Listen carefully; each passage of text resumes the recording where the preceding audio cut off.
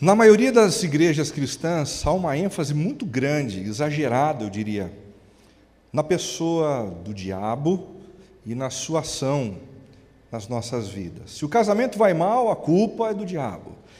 Se eu fico endividado, o problema é desse inimigo invisível. Se eu sou demitido do trabalho, nunca é responsabilidade minha, mas desse inimigo que tenta puxar sempre o nosso tapete.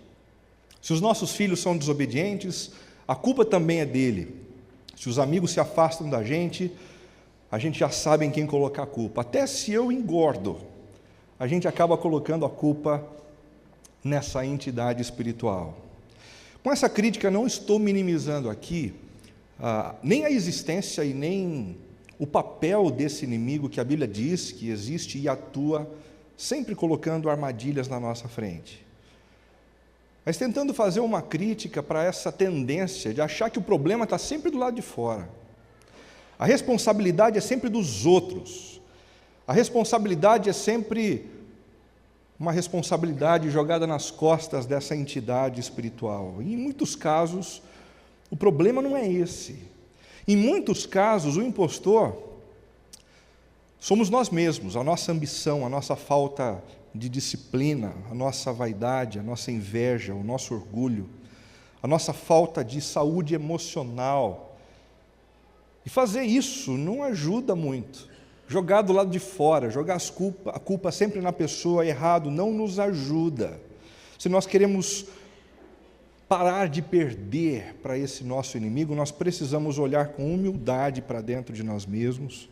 Nós precisamos reconhecer o impostor que vive dentro da gente e aprender a dizer não para esse impostor. Não, eu não vou ouvir sua voz.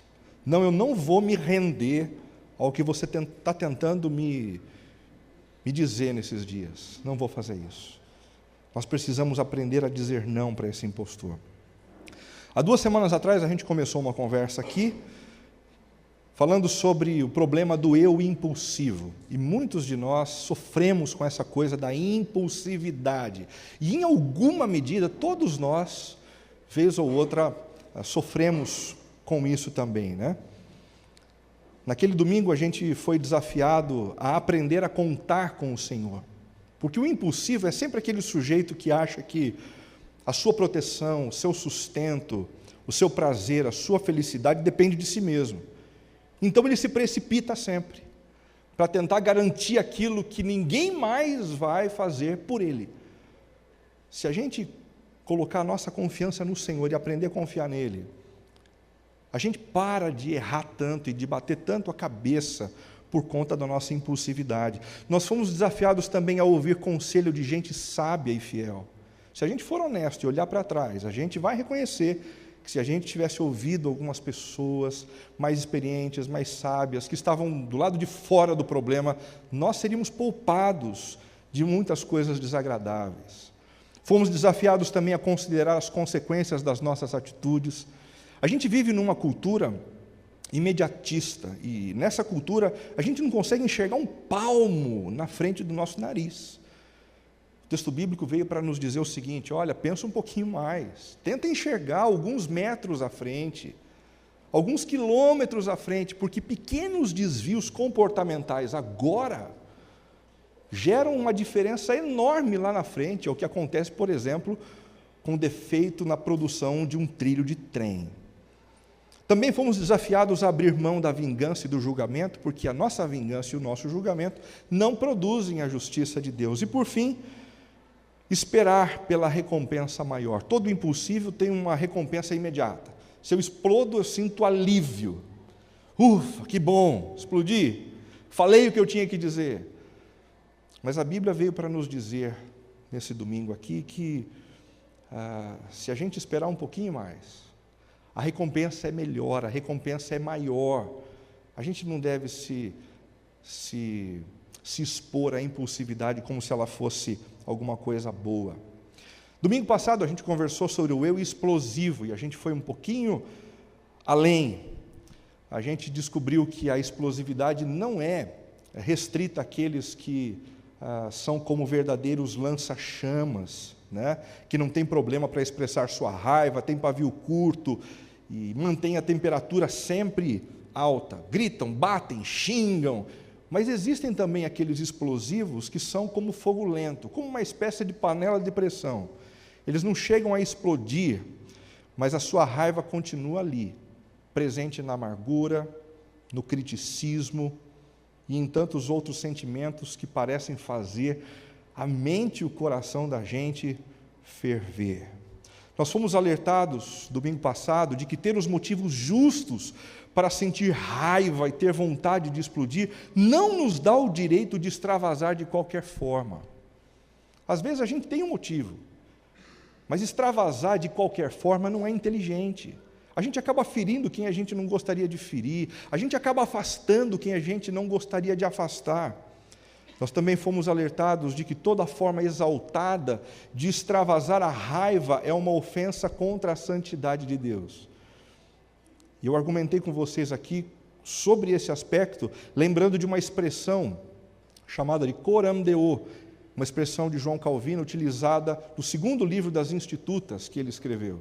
Coram deo significa desfrutando a vida na presença de Deus, e esse conceito nos lembra que tudo o que a gente faz, dentro ou fora da igreja, no espaço religioso ou fora do espaço religioso, é feito diante de Deus e é entregue como uma oferta para Ele. Tudo que eu faço na frente da internet é feito diante de Deus e é entregue para Ele como um presente enrolado com fita vermelha. Da mesma forma, se eu explodo, eu faço isso diante de Deus, e mais do que isso, eu entrego essa explosão como um presente enrolado numa fita vermelha também. O terceiro alerta foi o seguinte: embora a explosividade gere alívio momentâneo, suas consequências são devastadoras, e a gente precisa aprender a permitir que o Espírito de Deus nos dome, nos domestique, aquiete o nosso coração. Do contrário, a gente vai sempre provar de destruição nos relacionamentos, de quebras, de rompimentos, e não é isso que a gente quer, não é isso que o Senhor deseja ver na nossa vida também. Hoje, a gente vai conversar sobre um outro impostor que vive aqui dentro, o eu manipulador. Confesso para vocês que durante a semana eu cheguei para o Túlio e falei: Túlio, eu acho que eu vou mudar de tema nesse domingo. Divulguei tudo, mas eu não sei se esse é um problema tão grande assim. E eu não consegui perceber que o meu desânimo em estudar esse tema era o meu impostor tentando falar. Era o meu impostor dizendo: não mexe nesse vespeiro, porque você vai se enxergar aqui, Renato. Você vai ver algumas das suas características, você vai ver algumas coisas que você não gostaria de enxergar dentro de você. E foi exatamente o que aconteceu quando eu comecei a estudar. Me enxerguei em muitas coisas, não gostei do que eu vi, briguei comigo mesmo algumas vezes, de tal forma que o que eu vou apresentar hoje para vocês é algo que, antes de tudo, tem uma seta voltada para o meu coração. E eu espero que isso aconteça com você também, que você consiga se desnudar na presença de Deus e perceber esse eu manipulador e as suas características, o seu jeitão, sempre tentando te envolver e te controlar. O que é um manipulador? Manipulador é uma pessoa obcecada pelo controle. Não é uma pessoa que gosta de liderar. Não é uma pessoa que gosta de estar na frente. É uma pessoa que tem obsessão pelo controle, que faz de tudo para que as pessoas ao seu redor pensem como ela pensa, vejam como ele vê e façam o que ele quer. Pessoas que sofrem com essa questão da manipulação têm muita dificuldade de viverem debaixo da liderança de outras pessoas, porque sempre pensam assim: eu acho que eu faria de uma forma diferente. Eu, na verdade, preferiria um caminho alternativo. Eu não gosto de fazer o que as outras pessoas dizem. Por isso mesmo, vive tentando dar um jeitinho de sabotar a liderança do outro para assumir o controle. Não necessariamente para assumir a posição do outro, mas para assumir o controle, para ter as rédeas nas mãos. O manipulador quer sempre decidir, quer sempre ter as rédeas nas suas mãos. No casamento, isso a gente pode perceber bastante. Quando o marido tenta controlar as finanças dentro de casa sem consultar, por exemplo, a esposa. Ou então, na postura da esposa ciumenta, que tenta controlar os passos do marido. Onde você está? Você já chegou? Por que você não ligou? E o tempo todo tentando controlar os passos do marido. Na criação dos filhos, a manipulação também está presente. À medida em que alguns pais ficam tentando controlar a escolha profissional dos seus filhos, essa manifestação de manipulação se faz presente. Ou então os filhos que tentam manipular os pais, dizendo: pai, se você não fizer o que eu quero, se você não me der o que eu quero, olha, eu não vou te amar mais. É engraçado que os filhos sabem exatamente o calo dos pais, né? Nosso medo de nós não sermos amados por eles. E é aí que eles jogam, é aí que eles pegam na gente. No trabalho, é o líder que nunca considera a opinião dos seus liderados, ou o funcionário que nunca consegue entrar no esquema do grupo, nunca consegue edificar junto com o líder ao lado dos seus companheiros. Ele quer fazer a coisa do jeito dele, sozinho, sempre sozinho. Na igreja é o pastor que vive reclamando de sua autoridade espiritual, ou vive reclamando a sua autoridade espiritual, para fazer emplacar as suas ideias e os seus conceitos.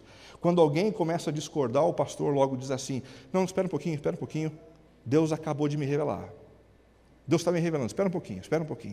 Deus está dizendo isso, ok? O que mais? Ok, Deus acabou de me dizer o seguinte: eu vi um anjo, e o anjo me disse que a gente tem que fazer isso ou aquilo. Que bobagem, que jeito mais medíocre e infantil de tentar manipular as pessoas, dizendo: Deus me disse, Deus me falou. Como se Deus o tempo todo ficasse dando as dicas e as orações minuciosas para que os gostos e as preferências desses líderes prevaleçam. Ou então um membro da igreja que sempre acha uma forma de discordar da liderança do pastor. Sempre, o tempo todo. Ele não tem o desejo de ocupar a posição desse líder, mas ele quer controlar. Ele quer ter o comando. Ele quer ter a última palavra. Sempre assim. O manipulador é tão manipulador que ele tem sempre uma justificativa plausível para as suas ações. Olha, eu faço isso porque eu não quero que as pessoas se deem mal. Eu na verdade, estou preocupado com o bem delas. Eu só estou aqui para ajudar. Eu só não quero que as pessoas gastem mais dinheiro. Mas, na verdade, o problema é lá embaixo. O problema é uma compulsão pelo controle, por ter a última palavra, por prevalecer. A manipulação é um negócio muito complicado. Muito complicado. Alguns teólogos, no final do século XX, fizeram uma associação desse espírito de manipulação ao que eles chamam de síndrome de Lúcifer.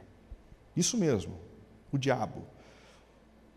Um inimigo que a Bíblia diz que existe e que foi um anjo de luz, que decidiu romper com o governo de Deus e usurpou a criação divina com o intuito de torná-la matéria-prima da sua realização pessoal. O problema de Lúcifer é que ele não consegue viver debaixo de autoridade. Sempre que tem alguém na posição de liderança, ele acha que aquilo é devastador para a alma dele.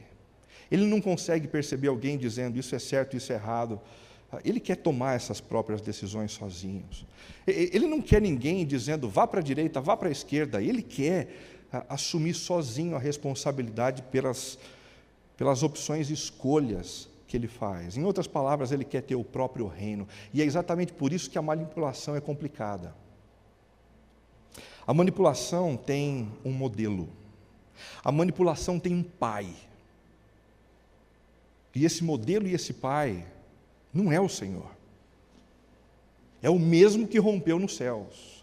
E é o mesmo que tem criado o seu reino na terra e tem tentado destruir a nossa vida com inúmeras armadilhas o tempo inteiro.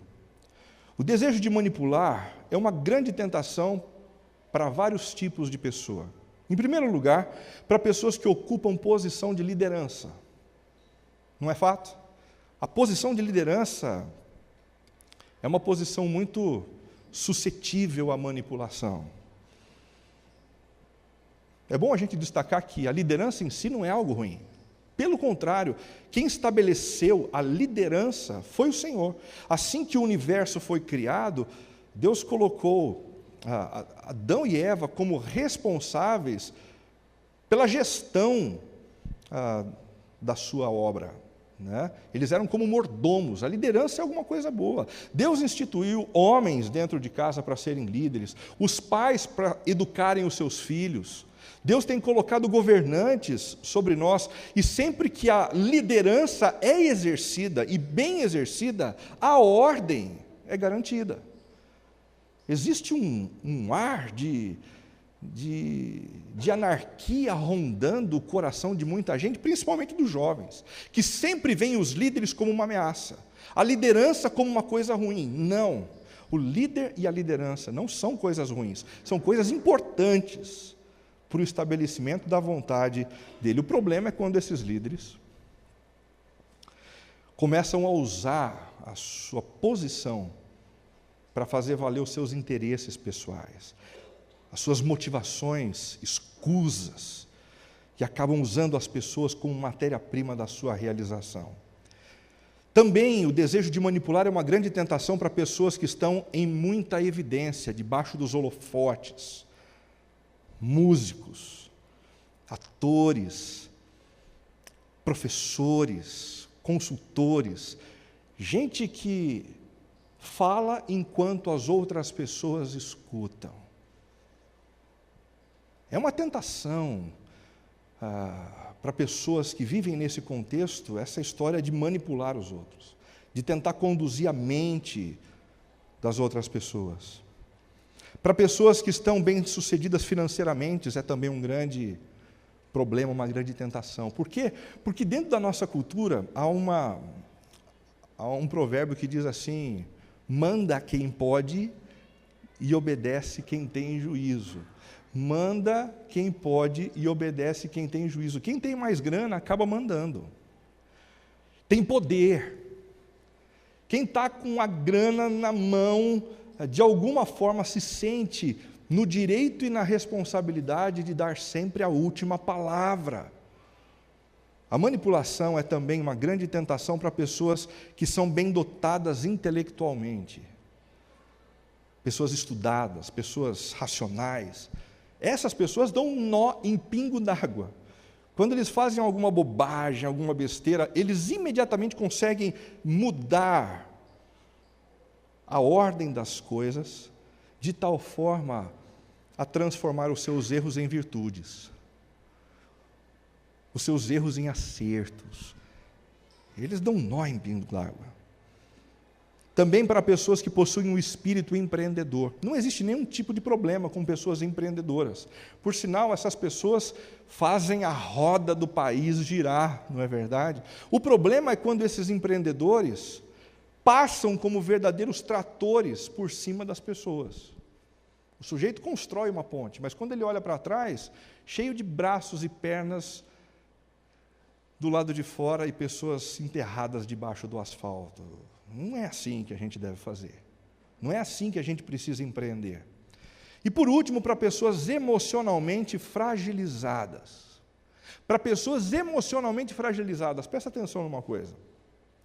Nem sempre o problema da manipulação está com os líderes, com os empreendedores, com aqueles que estão debaixo do holofote. Às vezes, esse é um desejo e um problema que está no coração de gente que não tem nenhum tipo de ascendência sobre ninguém. Mas ainda assim, o desejo de controlar está muito presente. E a esposa, como eu disse, tentando manipular pelos sentimentos o seu marido. É uma pessoa que não se sente amada, querendo ser pelo menos obedecida, respeitada. É exatamente assim que nascem os tiranos. Quais são os tipos de manipulador que a gente tem? O primeiro tipo é o tipo vitimista. Aquele que sempre procura uma forma de revelar o quanto é incompreendido e rejeitado pelos outros, a fim de que eles se sensibilizem e façam a sua vontade. Esse sujeito manipula mais ou menos assim: ninguém me ama, ninguém me quer, ninguém me valoriza, ninguém me entende. E ele faz esse tipo de cena para tentar manipular pelos sentimentos. Essa é a forma mais precoce de se estabelecer diante dos outros. As crianças fazem assim, não é? Quando alguns bebês e algumas crianças querem estabelecer a sua vontade, elas choram. Elas choram tanto que às vezes perdem o ar. E daí os pais, tadinho, a gente precisa fazer o que eles querem, vamos lá, porque olha só, está até perdendo o fôlego. São verdadeiros artistas, manipuladores de primeira. O problema é que se eles não são contidos na infância e na meninice, eles crescem e continuam fazendo a mesma coisa. Existem maridos assim, esposas assim, funcionários assim, líderes de grandes empresas vivendo dessa forma, chamando atenção para si através do vitimismo. Há também o tipo magistral. Esse sujeito é aquele que sempre procura uma forma de minimizar as suas limitações e supervalorizar as potencialidades que possui, a fim de captivar adeptos e seguidores. Esse sujeito magistral, ele nunca diz assim: eu não consigo. Ele nunca diz assim: eu não sei. Eu vou procurar a resposta, depois eu te dou a resposta. Eu não tenho essa habilidade, não. Ele diz que tem habilidade, depois ele sai correndo atrás. Ele não consegue dizer não. Ele não consegue apresentar as suas fragilidades. Ele não consegue. Ele não consegue dizer: eu tenho uma fraqueza. Ele não consegue dizer: esse é o meu pecado capital, eu luto contra isso. Ele não consegue dizer isso. E ele não diz isso porque ele acredita que, de alguma forma, isso vai acabar com o objetivo maior que ele tem, que é continuar controlando as pessoas ao seu redor. Mas ele sempre procura destacar as suas virtudes, contar as suas conquistas e realizações e oferecer a sua ajuda como uma forma de ganhar mais adeptos e seguidores. Tem um terceiro tipo, o difamador. O difamador, diferente do tipo anterior, é aquele que sempre procura uma forma de publicar o defeito daqueles que possuem uma influência maior do que a deles, a fim de projetar-se gradativamente. É aquele sujeito que, na hora do almoço, diz para os colegas de trabalho assim: viu, o nosso chefe lá, pisa na bola. Puxa, se fosse eu, não faria assim. Eu sempre tomo muito cuidado. E o chefe não está na mesa. Isso é dito para o companheiro de trabalho. E, de alguma forma, isso serve para sabotar. E, em alguns casos, o desejo é ocupar o lugar do chefe. Em outros, o desejo não é ocupar o lugar. O desejo é simplesmente de ter o controle nas mãos, de se sentir mais responsável e melhor capacitado para fazer algumas coisas. O próximo é o triangulador. Aquele que sempre procura uma forma de trazer as pessoas para o seu lado, para o uso da lábia, com o uso da lábia, a fim de fazer valer a sua maneira de ver e de fazer as coisas. A gente lembra muito bem aqui dos políticos, né? Nessa época de eleições, a gente vê isso demais. Os sujeitos, assim, conseguem adeptos que são cegos e não conseguem perceber muitas vezes a incoerência de algumas promessas, a insustentabilidade de algumas promessas que são feitas. Ele convence as pessoas, ele faz o eleitorado dele, e ele tenta se garantir não pelo trabalho, mas pelo relacionamento, pelo network. O outro tipo é o bajulador. Esse a gente conhece bem também, né? Aquele que sempre procura uma forma de comprar as pessoas com elogios e presentes de tal forma que elas se sintam impelidas a fazer a sua vontade. Bajuladores. Gente de fala mansa, gente que usa a sua língua de uma forma cativante. O outro tipo, o último que eu menciono aqui, é o tipo despótico. Aquele que, por não se sentir amado, nem mesmo admirado, decidiu ser pelo menos obedecido mediante o uso da força, da ameaça e da violência. E é exatamente nesse tipo manipulador que a gente começa a lembrar de alguns personagens da história que foram vistos e contemplados como grandes manipuladores, né? Por exemplo, Adolf Hitler, ditador alemão que manipulou uma nação inteira para exterminar aqueles que considerava indesejáveis, judeus, negros, homossexuais, deficientes. O que a gente precisa fazer é purificar o mundo, levando essas pessoas para a câmara de gás. E aí a gente vê milhares e milhares de pessoas crendo nessa promessa, acreditando que isso é de fato o necessário para fazer do mundo um mundo melhor. Grande manipulador. Adolf Hitler foi alguém que conquistou muitos admiradores, mas sofreu muito nas mãos de opositores que não caíram na dele. Ele foi alvo de 42 atentados. 42 atentados.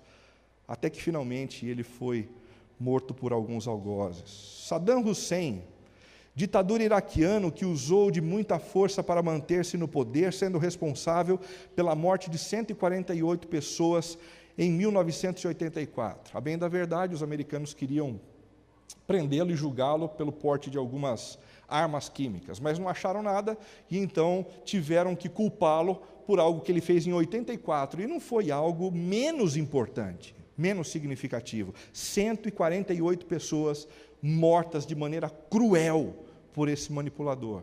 E as pessoas ao redor fazendo a vontade dele como se isso fosse a coisa mais comum e normal do mundo.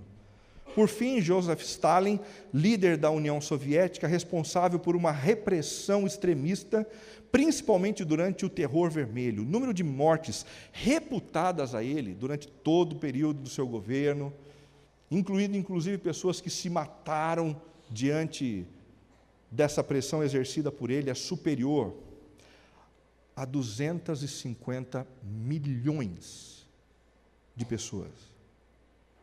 Como é que um sujeito desse dorme? Como é que um sujeito desse consegue manipular algumas pessoas para que elas o sirvam e a ficha delas não cai e elas não conseguem enxergar o que está acontecendo na frente delas? Joseph Stalin morreu dentro do seu quarto. Um dos seus guardas percebeu que ele estava demorando para sair do quarto e, num determinado momento, ele entrou e viu o sujeito deitado ali. Ele teve uma espécie de derrame cerebral. Alguns historiadores batem na tecla de que o que aconteceu, na verdade, foi um envenenamento. Alguém de dentro envenenou Stalin, porque manipuladores precisam ser destruídos, precisam ser depostos. Mas sempre que a gente olha para esses exemplos assim mais agudos, contundentes, grandes líderes, gente que fez coisas horríveis, a gente se sente um pouquinho melhor, não é verdade? Porque a gente nunca acha que a gente é tão ruim quanto eles. Então, eu trouxe para a gente estudar um texto bíblico que mostra uma pessoa que não estava numa posição de influência. E que mesmo assim se deixou controlar. Alguém que não tinha uma posição de liderança, não estava debaixo dos holofotes, mas fez de tudo para encontrar o seu espaço. E ele fez isso de uma forma muito inteligente, estratégica e maldosa. O nome dele é Absalão, filho do grande rei Davi, rei de Israel, citado pelo Edgar durante a nossa liturgia. 2 Samuel 15, a partir do versículo 1, diz assim: Algum tempo depois, Absalão adquiriu uma carruagem, cavalos e uma escolta de 50 homens. Ele se levantava cedo e ficava junto ao caminho que levava à porta da cidade, sempre que alguém trazia uma causa para ser decidida pelo rei, o seu pai, Davi. Absalão o chamava de canto e perguntava: você, de que cidade você vem, hein? A pessoa respondia que era uma das tribos de Israel, e Absalão dizia: puxa vida, essa sua causa é extremamente válida, viu? Legítima, importante, as pessoas tinham que dar atenção para você. Mas, infelizmente, não há nenhum representante do rei para ouvi-lo. Triste, né? E Absalão acrescentava: quem me dera ser designado juiz desta terra? Todos os que tivessem uma causa ou uma questão legal viriam a mim e eu lhe faria justiça. E sempre que alguém se aproximava dele para prostrar-se em sinal de respeito, Absalão era estratégico. Ele estendia a mão e dizia: não precisa se ajoelhar, não. Não é porque eu sou filho do rei que você precisa fazer isso. Nós somos iguais. Vem aqui, me dá um abraço, me dá um beijo. Absalão agia assim com todos os israelitas, que vinham pedir que o rei lhe fizesse justiça. Manipulador. Assim ele foi conquistando a lealdade dos homens de Israel. Ele sabia onde pôr as suas fichas. Ele sabia como recrutar pessoas para o seu exército. Ao final de 4 anos, Absalão disse ao rei: deixa-me ir a Hebrom para cumprir um voto que fiz ao Senhor. Que sujeito espiritual, né? Eu fiz um voto, meu pai. Eu disse que eu ofereceria um holocausto para o meu Deus. E eu preciso voltar para lá, Hebrom. Você me libera? Você permite que eu saia daqui com algumas carruagens, com alguns dos seus homens, porque o filho do rei não pode andar sozinho por aí. Você permite que uma tropa caminhe comigo? Quando o teu servo estava em Jesus, na Síria, fez este voto: se o Senhor me permitir voltar a Jerusalém, prestarei culto em Hebrom. Vá em paz, disse o rei. E ele foi para Hebrom. Absalão enviou secretamente mensageiros a todas as tribos de Israel, dizendo assim: viu, gente, o negócio é o seguinte: assim que vocês ouvirem o som das trombetas, digam imediatamente: Absalão é rei em Hebrom. Absalão levou 200 homens de Jerusalém. Eles tinham sido convidados,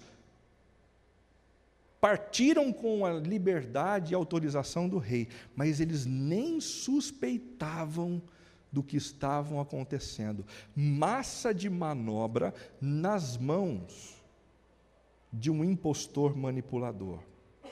Depois de oferecer sacrifícios, Absalão mandou chamar da cidade de Gilo Aitofel, que era de Gilo, conselheiro de Davi. A conspiração ganhou força e cresceu, e o número dos que seguiam Absalão. Uma história muito contundente que mostra assim a face escancarada do manipulador, não é verdade? Esse texto nos ajuda a perceber o perfil e o DNA desse tipo de gente que a gente está falando aqui. Em primeiro lugar, o manipulador é alguém que preocupa-se mais com a construção de uma autoimagem encantadora do que com a edificação de um caráter consistente. Ele está preocupado com a sua imagem. Percebam só o versículo 1. Algum tempo depois, Absalão adquiriu uma carruagem. Há quem diga que essa carruagem era o modelo do ano, top de linha, conversível, né? Um negócio sensacional. Cavalos e uma escolta de 50 homens, porque gente importante, gente que quer liderar, é gente que precisa ter essa aparência de confiabilidade. Todo manipulador tem um quê de narcisista. Todo manipulador tem um quê de narcisista. Ele se preocupa em criar uma imagem envolvente. Ele é muito preocupado com a maneira como ele vai sair na foto. Ele sempre oferece o seu melhor ângulo. Ele se preocupa com o que as pessoas vão pensar dele. Por isso, algumas das suas decisões ele não toma em público, ele faz no privado, quando ninguém está vendo. Quando os outros chegam, ele muda de opinião. Estratégico. Ele só não consegue se preocupar com uma coisa: ele não consegue se preocupar com as fendas do seu caráter. Se é para ele olhar para a fenda de alguém, ele vai olhar para a fenda do caráter do outro, para falar dos defeitos do outro, das incoerências e incongruências do outro, mas ele não consegue mergulhar nas suas próprias, porque fazer isso é como dar um tiro no pé dos seus propósitos maiores. Ele tem dificuldade de reconhecer as suas reais motivações, ele tem dificuldade de dizer, na verdade, eu sou um vaidoso, ele tem dificuldade de dizer, na verdade, eu sou um arrogante, na verdade, eu tenho baixo autoestima. Ele não aceita os seus erros. Quando alguém chega para ele e procura mostrar os erros dele, ele sempre procura uma forma de manipular os fatos, para que os seus erros sejam vistos como acertos. Sempre, o tempo todo. Ele contemporiza, ele racionaliza, ele se justifica com uma habilidade extrema. E ele tem uma dificuldade enorme de se deixar corrigir pelas outras pessoas. Ele manipula todo mundo, todo mundo. E às vezes isso é tão forte que ele procura inclusive manipular o próprio Deus, com as suas conquistas, com as suas ofertas, com o seu trabalho. Deus, você está vendo o que eu estou fazendo? Que tal agora o Senhor quebrar o meu galho? Abrir uma janelinha aí do céu, para eu poder fechar alguns negócios, para eu poder me dar melhor. O manipulador preocupa-se mais com a construção de uma autoimagem encantadora do que com a edificação de um caráter consistente. Dá só uma olhadinha ao que diz Salomão, o grande sábio, em Eclesiastes 4,13. Melhor é o jovem pobre e sábio do que um rei idoso e tolo, que não mais aceita repreensão. O que Salomão está tentando dizer é o seguinte: é uma incoerência, é uma incongruência, pessoas assim, envelhecerem, se vendo como pessoas que sabem tudo. Deveria ser o contrário, segundo Salomão. É exatamente quando uma pessoa se torna madura e sábia, é que ela descobre que ela não consegue enxergar todas as coisas da maneira como deve enxergar. O olhar dos outros é importante. E por isso o sábio está sempre pronto para aprender. Sempre pronto para aprender. Provérbios 4:23 diz: acima de tudo, guarde o seu coração, pois dele depende toda a sua vida. Salomão, mais uma vez, dizendo: você tem que tomar cuidado do seu coração. Para de pensar só na sua imagem. Para de pensar só no fato de que você precisa ter os seus adeptos. O que você precisa fazer, na verdade, é cuidar da sua integridade, do seu coração. Você precisa conhecer as suas motivações. Por que sempre você briga com a sua esposa e com os seus filhos diante do mesmo tema? O que está por trás disso? Olha para dentro de si e não permita que esse impostor te detone, acabe com a sua vida. Guarde o seu coração, descubra quais são as suas reais motivações. A segunda característica do perfil do manipulador é que ele sabota com sutileza a imagem de outros líderes e superiores, ao invés de servi-los em suas deficiências e necessidades. É sutil, é liso pra caramba. Percebam os versos 2 e 3. Sempre que alguém trazia uma causa para ser decidida pelo rei, Absalão dizia: a sua causa é realmente muito importante, viu? É triste que não haja ninguém nesse reino que possa se ocupar da sua carência, da sua necessidade. Ela é muito importante. O rei está tão ocupado. tão ocupado, não tem tempo para você. É curioso a gente ler esse texto e perceber que é o próprio filho. Ele mesmo poderia dizer, viu, estou me colocando aqui à disposição, como alguém que trabalha a serviço do rei, a serviço do meu pai, mas não, ao invés de contribuir e de servir para tapar as brechas da liderança do rei, ele faz o contrário, ele sabota. Ele faz questão de fazer com que as pessoas ao redor percebam, o rei tem problema. O rei tem uma dificuldade enorme. Sem que ele perceba que, na verdade, quem está gritando é o impostor dentro dele, dizendo, você precisa controlar essa parada. A decisão tem que ser sua. A última palavra tem que ser sua. Tiago 3, de 5 a 6, diz assim, a língua é um pequeno órgão, mas se vangloria de grandes coisas. Vejam como um grande bosque é incendiado por uma simples fagulha, assim também a língua é um fogo. É um mundo de iniquidade colocado entre os membros do nosso corpo, contamina a pessoa por inteiro.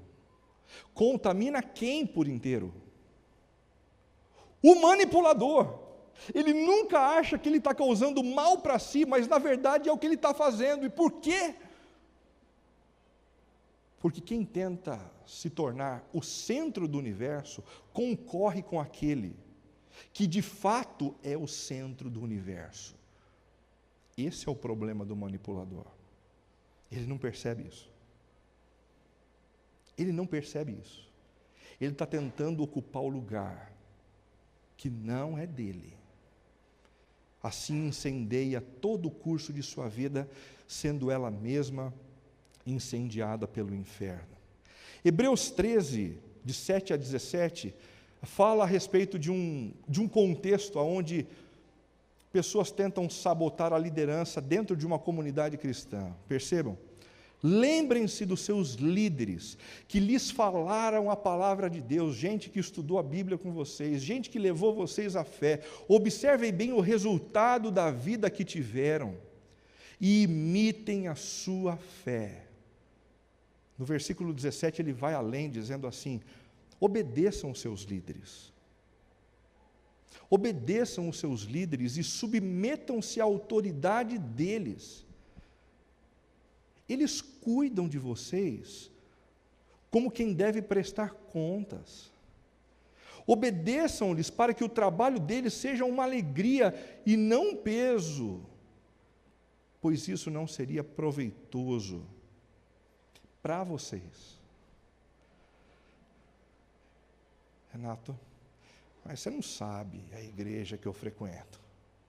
Na igreja onde eu frequento, não dá para me submeter à liderança do pastor, dos presbíteros, dos diáconos, não. Sabe por quê?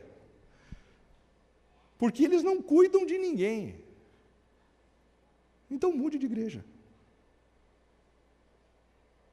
Talvez você precise de uma outra comunidade. Renato, você não sabe do que você está falando, porque na igreja onde eu frequento,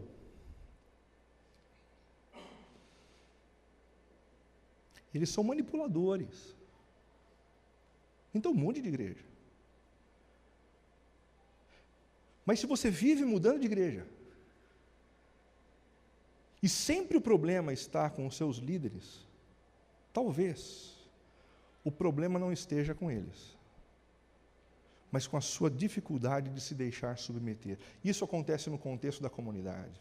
Isso acontece no contexto profissional, quando a gente não consegue ficar dentro de uma empresa dizendo, as pessoas têm mente fechada, elas não me escutam, elas não percebem o meu potencial. Aí você muda uma vez, muda 2 vezes, muda 3 vezes, muda 4 vezes, e o problema sempre está com os outros. Cuidado com o impostor que vive dentro de você. Cuidado com o impostor que tenta destruir a sua vida. Terceira característica desse manipulador.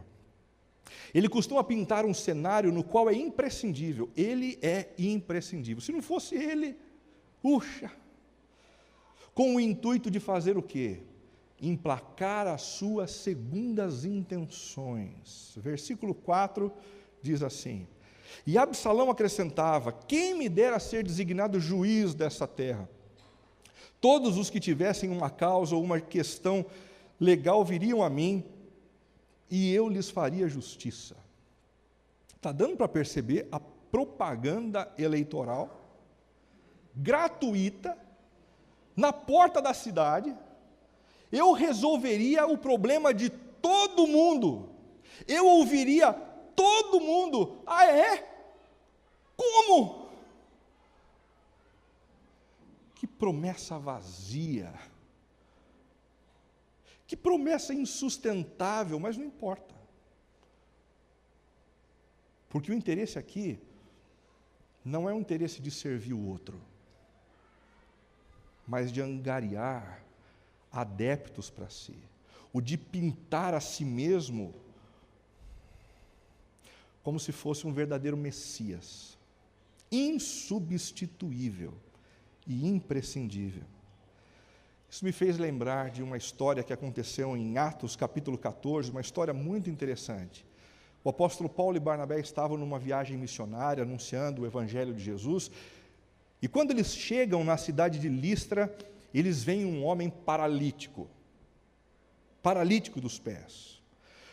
Quando Paulo olhou diretamente para ele, viu que o homem tinha fé para ser curado, ele disse em alta voz: levante-se, fique de pé. E imediatamente aquele sujeito que estava sofrendo durante anos por conta desse problema, ficou de pé.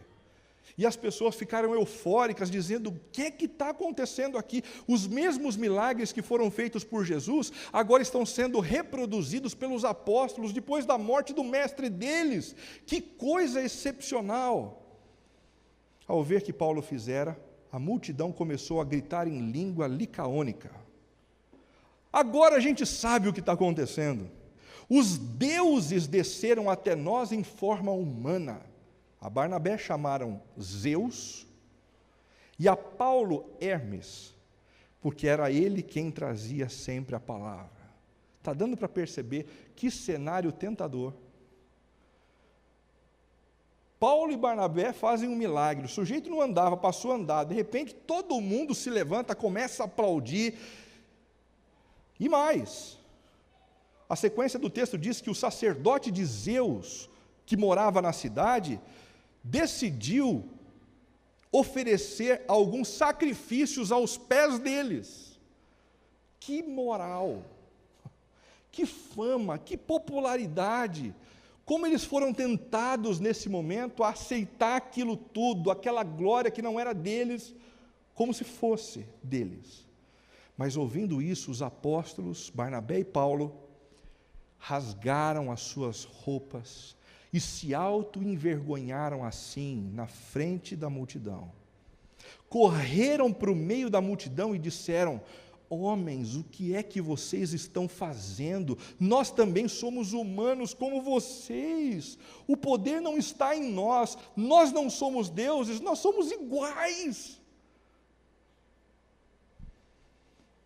Estamos trazendo boas novas para vocês, dizendo-lhes que se afastem dessas coisas vãs e se voltem para o Deus vivo que fez o céu, a terra, o mar e tudo o que neles há. Uma das características de um bom líder, seja ele no ambiente cristão ou no ambiente secular,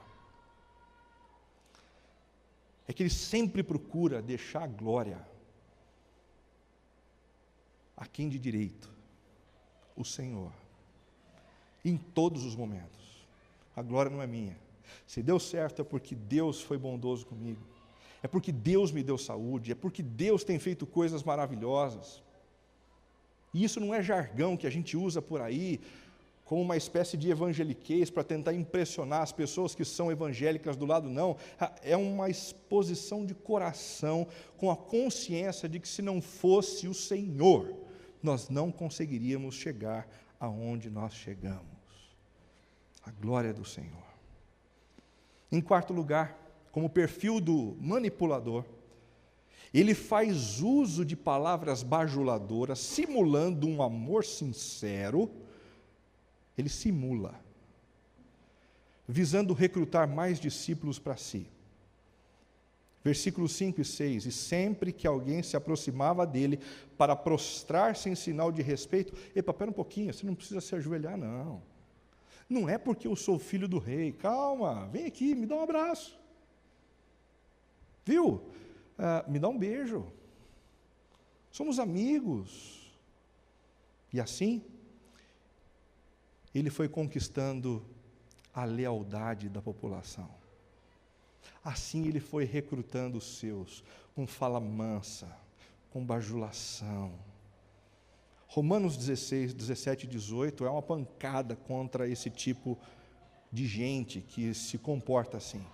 Recomendo-lhes, irmãos, que tomem cuidado com aqueles que causam divisões e colocam obstáculos ao ensino que vocês têm recebido. Afastem-se deles. Afastem-se deles, pois essas pessoas não estão servindo a Cristo nosso Senhor, mas a seus próprios apetites, mediante palavras suaves e bajulação, enganam os corações dos ingênuos. Se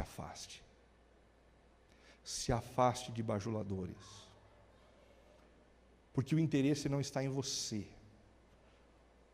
O interesse está sempre neles. E mais cedo ou mais tarde, eles vão jantar você para os propósitos deles.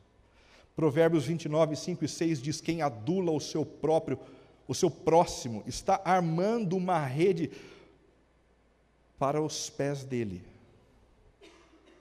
O pecado do homem mau o apanha na sua própria armadilha, mas o justo pode cantar e alegrar-se. O adulador está tentando colocar uma armadilha nos pés dos outros, para puxá-los para dentro do seu exército.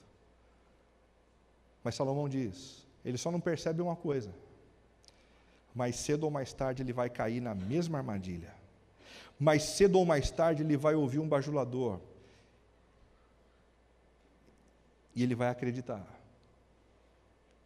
E então ele vai tropeçar, ele vai cair e vai encontrar a sua própria ruína. Só o justo, que não se envolve com a bajulação, é que pode cantar e alegrar-se. Por fim, a última característica do manipulador é que ele está disposto a distorcer os fatos e negociar parte da verdade com o propósito de alcançar os seus próprios objetivos. Ele distorce os fatos. Ele tenta contar as histórias de uma forma que ele fique bem, que não apareça o fato de que ele não pensou em algumas coisas, para se manter no controle. Absalão disse: deixa-me ir para Hebrom, para cumprir um voto. E de fato, Absalão tinha feito um voto, como a gente viu. E de fato, Absalão queria ir para Hebrom. Como foi?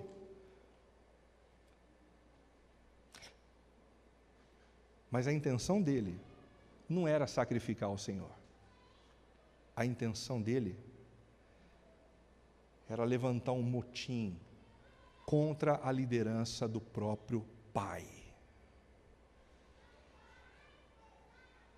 Assim Absalão enviou mensageiros dizendo: assim que vocês ouvirem o som das trombetas, digam: Absalão é o novo rei. Absalão é o novo rei. Em João 8,44, Jesus é profundamente duro contra os manipuladores. Ele tentando conversar ali com os religiosos que queriam matá-lo e articulavam tudo isso através de mentiras. Ele disse: vocês pertencem ao pai de vocês, o diabo, e querem realizar o desejo dele. Ele foi homicida desde o princípio e não se apegou à verdade, pois não há verdade nele. Quando mente, ele é fluente, porque ele fala a sua própria língua. A sua língua é a mentira, pois é mentiroso e o pai da mentira. O problema da manipulação é que ela tem um referencial, ela tem um pai. O problema da mentira é que ela tem um exemplo, ela tem uma origem. E essa origem não está no Senhor. Está no diabo. Naquele que divide, naquele que enferruja, naquele que estraga, naquele que destrói. Marcos 10 conta uma história, e com isso a gente encerra, super interessante. História de dois irmãos, Tiago e João, filhos de Zebedeu. Estavam caminhando com Jesus já há um bom tempo. E então eles tiveram uma ideia assim sensacional. E disseram para Jesus: Mestre, permite que na tua glória nós nos assentemos um à tua direita e outro à tua esquerda. O que eles estão querendo? Destaque. O que eles estão querendo? Liderança. O que eles estão querendo? Ascendência, controle sobre os demais discípulos. Jesus, que não é bobo nem nada, responde da seguinte forma: quem quiser tornar-se importante entre vocês, deverá ser servo. Nem mesmo o Filho do Homem, veio para ser servido, mas para servir e dar a sua vida em resgate por muitos. A mentira tem o seu exemplo, o seu pai. Mas o serviço e a humildade também tem o seu pai e o seu exemplo. O Filho do Homem, Jesus de Nazaré, o Deus encarnado, que veio para levar sobre si mesmo os nossos pecados. E ele foi caminhando de maneira humilde na direção da cruz. E ao invés de usar o fato de ser o próprio Deus para interromper aquela caminhada, ele simplesmente se calou como uma ovelha calada que segue na direção do matadouro. Ele é colocado sobre o madeiro e na hora da sua morte, ao invés de responder às acusações, mostrando que de fato quem estava manipulando a verdade e crucificando o inocente eram os judeus, ele simplesmente optou por ficar calado para poder nos servir. Morrendo a nossa morte, nós deveríamos ter morrido aonde Jesus morreu, mas Ele assumiu o nosso lugar para pagar a nossa culpa, a culpa da nossa maldade, a culpa da nossa manipulação, a culpa do nosso narcisismo, a culpa do nosso orgulho. E todos aqueles que se rendem aos pés de Jesus, recebem do próprio Jesus o perdão que somente Ele tem para nos dar. A mensagem de hoje não é uma mensagem para a gente sair daqui com a cabeça para baixo, dizendo: puxa vida, ó céus, como eu tenho feito coisas ruins, levando uma culpa que nos massacra, mas é uma mensagem que procura nos levar aos pés da cruz, porque se você levar a sua culpa aos pés da cruz, Ele é capaz de nos perdoar os pecados e nos purificar de toda injustiça. Ele é capaz de nos transformar, Ele é capaz de nos reinventar e fazer de nós gente mais pura, gente mais humilde, gente mais mansa, gente que é capaz de servir de maneira desinteressada àqueles que estão ao seu redor. Concluindo, se Deus o estabeleceu como um líder em determinados contextos, se Deus te estabeleceu como líder sobre a sua casa, marido, se Deus te estabeleceu como líder, pai e mãe, sobre os seus filhos, professor sobre os seus alunos, pastor sobre a sua igreja, exerça a sua liderança. Não tenha medo de exercer a sua liderança como ela precisa ser exercida. Mesmo que as pessoas confundam o exercício da liderança com um problema de manipulação, faça o seu papel diante de Deus. Exerça a sua liderança. Mas não se deixe envolver pelas motivações mesquinhas e não razoáveis que existem dentro do seu coração. Não use as pessoas para construir o seu próprio reino. Não passe por cima das pessoas como se elas não tivessem valor, nome e sobrenome. Em segundo lugar, se você não está na posição de liderança onde gostaria de estar, resista à tentação de sabotar aqueles que estão sobre você, a fim de não tornar o trabalho dessas pessoas pesado. Simplesmente o sirva, de maneira humilde. Porque Deus, quando vê um orgulhoso,